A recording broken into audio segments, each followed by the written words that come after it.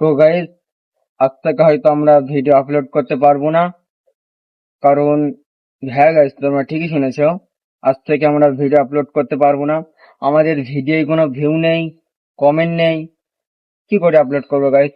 YouTube, Facebook, Instagram সব জায়গায় আমরা ভিডিও আপলোড করতাম। আজ থেকে গাইস সেটি আর আপলোড করবো না।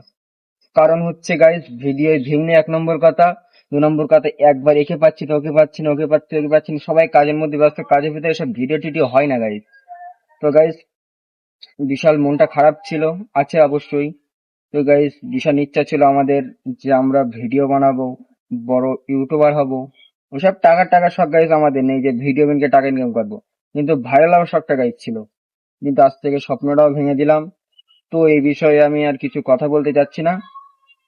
ভিডিও হয়তো গাইস আর আপলোড দেখতে পাবে না। তো ভাইকে কি বলছে, ভাই মুখ থেকে একটু শোনো, কথা বলতে কষ্ট হচ্ছে। গাইজ আজকে আমরা ভিডিওটা আপলোড দেবো না, কাল সকাল থেকে আবার আপলোড।